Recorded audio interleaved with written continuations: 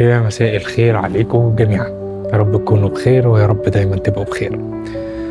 النهاردة هنعمل جلسة برانيك هيلينج عن بعد. دي ان احنا نبدأ بشوية تنفس، ده بيساعدنا ان احنا نسترخي، بيساعدنا ان احنا نكون احسن، بيساعدنا ان احنا نكون مستقبلين اكتر للعلاج ومنفتحين اكتر للاستقبال بإذن الله. وكمان خلينا نشوف بنعمل ايه على طول. اول حاجة بطلب من العميل ان هو يغمض عينه ويبدأ ياخد نفس من المناخير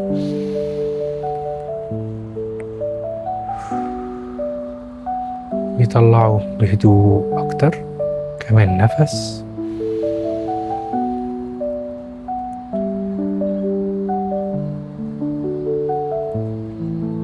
كمان نفس باسترخاء أكتر، وبطلب من جسمي إن هو يسترخي أكتر وأكتر.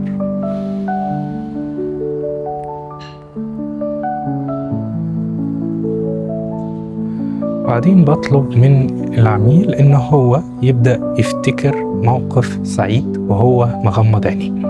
ده بيساعد في عملية الشفاء، بيساعد في عملية العلاج، بيساعدك إن أنت نفسيا تبقى أحسن لما تقدر أنت تتخيل موقف سعيد. حتى لو كان في الأول الأمر صعب، بالتمرين بتقدر توصل إن أنت تفتكر موقف سعيد، وده بيخلي ترددك الطاقي عالي، فبالتالي استقبالك أعلى واستقبالك للشفاء بيكون أكتر. فدلوقتي هطلب إن أنت تبدأ تتخيل معايا موقف سعيد وأنت بتتنفس بهدوء واسترخاء. تمام جدا جدا جدا. دلوقتي ممكن واحنا بنبتدي جلسة العلاج ممكن نبدأ ندعي ربنا. ده كمان بيساعدنا ان احنا نستقبل طاقة شفاء إلهية من رب العالمين، ان هو يساعدنا خلال عملية التشافي دي، ويساعدنا ان احنا نطور من نفسنا ونطور من أي أمراض داخلية نطورها هنا، بمعنى إن إحنا نتخلص منها ونطور أجسامنا إن هي تستقبل وإن هي تتشافى أسرع. كل واحد طبعا بيدعي اللي هو عايزه. أختم دعائي دايما بالامتنان لله رب العالمين، وزي ما ربنا بيقول ولئن شكرتم لأزيدنكم، فده دايما بيساعد. طيب احنا دلوقتي هنبدأ الجلسة عن بعد. هنبدأ معانا هنا مريض عنده مشكلة في ودنه اليمين مقفولة، وعنده ده كمان راجع ان هو عنده زي احتقان في الأنف، فتقدر تقول ان الأنف متأثرة بالأذن. عشان كده دايما بيبقى في دكتور أنف وأذن وحنجرة، فاحنا فعلا هنعالج الثلاث أماكن دول بالشكرات اللي موجودة فيهم بالعضو المتضرر إن هو عضو الأذن هنا. طيب أول حاجة بنعملها أنا بعمل فحص عن الشكرات وعن هالة الشخص. الفحص ده بيتم إزاي؟ أنا بقسم الشخص قدامي 3 أجزاء، وببدأ أفحص حالته الخارجية، ببقى متخيله قدامي وعارف إن هو عارف شكله وعارف صورته عشان أقدر إن أنا أعمل له العلاج عن بعد. أول خطوة ببدأ أعملها هنا إن أنا ببدأ أعمل حاجة اسمها تنظيف عام. تنظيف عام ده أنا بنظف الهالة كلها، استخدم كحول عشان خاطر أي طاقة سلبية متبقاش عندي على جسمي، متبقاش على إيديا، وأقدر إن أنا أكمل علاج أو تطهير بمعنى صح، أو تنظيف. كده احنا عملنا اول خطوة روتين، عملنا الفحص وبدأنا بالفعل عملية التنظيف. عملت حاجة اسمها تنظيف عام، ده بنعمله 2 ل3 مرات على حسب الحالة اللي عندنا. وبعدين بنبدأ الخطوة دي هنعمل تنظيف عام على الوجه المصاب.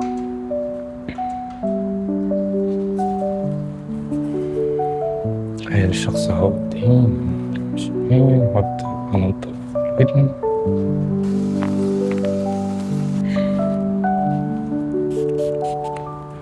أنا هنا بستخدم الألوان، ده بيبقى ليفل 2 في البرانيك هيلينج.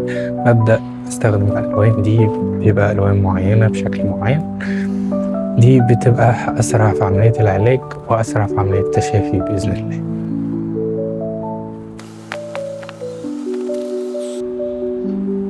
أعمل فحص، شوف الودن عاملة إزاي. اللي بعدها بشحن الودن دي بطاقة إلهية، نبتدي بلون أزرق بنفسجي. أنا بس بردد وأنا شغال عشان أبقى عارف أنا بشتغل في إيه.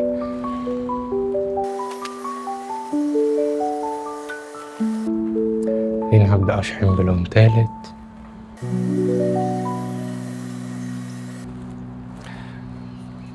حلو جدا. دلوقتي احنا خلصنا العضو الرئيسي اللي هو عضو الأذن، هنبدأ نكمل بقى بقية الأعضاء التانية المتأثرة. فخليني هبدأ هنا بشكرة اسمها شكرة الأجنة، دي هنا المسؤولة عن، بنسميها المدير العام للشكرات وللغدد كمان اللي موجودة. دي أنا هشحنها أعمل لها تنظيف يعني الأول ب3 ألوان، وبعد كده برضو هشحنها بنفس ال3 ألوان. هنضفها للمريض. أنا بستخدم الصوابع عشان خاطر تبقى أدق، وكمان تقدر تجيب المكان نفسه على طول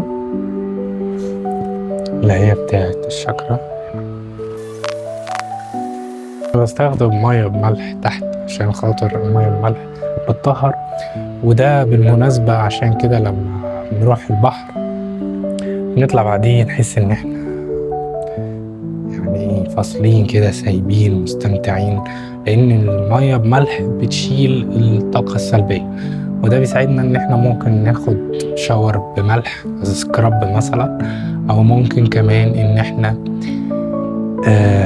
لو في بانيو نملى البانيو مية ونحط فيه مثلا كوبايتين ملح طعام عادي رخيص يعني، مش مستاهل حاجة تانية خالص، وده بيكون تأثيره في التنظيف حلو جدا.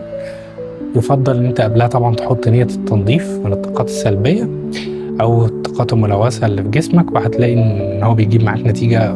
انا عن تجربتي الشخصية بصراحة بعمله، بعدين بخش انام نومة مفيش بعدها نومة يعني متحسش بأي حاجة وانت نايم كده، تفصل عن الدنيا، بتخش في مرحلة النوم العميق. فجربوها برضو وقولوا لي ايه رأيكم، واحكوا لي عن تجربتكم اكتر في الكومنتات لو حابين، ومستنى اسمع منكم. خلينا بقى نرجع لموضوعنا ونكمل الجلسة بتاعتنا.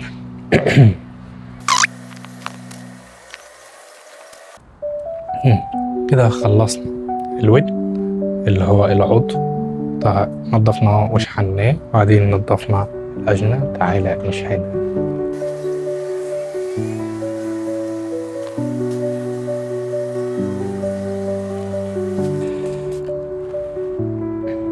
طيب نرجع مع بعض. احنا عملنا فحص، بعدين تنظيف الهالة، بعدين نضفنا العضو المصاب وشحناه، وبعدين نضفنا شكرة الأجنة وشحناها، وبعدين نضفنا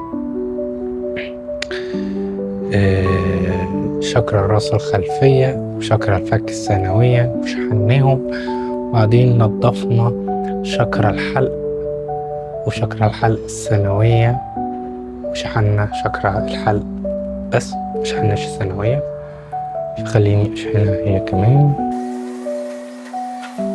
الشكرات الأساسية ممكن تاخد يعني حد أقصى 10 شحنات، الشكرات الثانوية بتاخد أقل بكتير، يعني أنا بشحنها 3 شحنات، ده بالنسبة لي بيكون كافي. طبعا أنا كمعالج يعني بقدر أحس هل ده كفاية ولا إحنا محتاجين نكمل، نقدر نعمل فحص في النص مرة تانية عشان نقدر نعرف هل محتاجين ننظف، محتاجين نشحن، هل الموضوع متزن ولا لأ. كل ده بنقدر إن إحنا نوصله. وإنت كشخص وإنت حابب تبقى معالج، فده مفيش أي شروط للموضوع، أنت ممكن تبدأ تاخد كورس برانيك هيلينج، ولو حابب إن أنا أساعدك في الخطوة دي أقدر أرشح لك أكتر من حد بيدي كورسات برانيك هيلينج، سواء في اسكندرية أو في القاهرة في مصر يعني. دول اللي أنا عندي علم بيهم حتى الآن. طيب بعد ما خلصنا شكرتين الحلق بنبدأ نخش على شكرة القلب الأمامية والخلفية.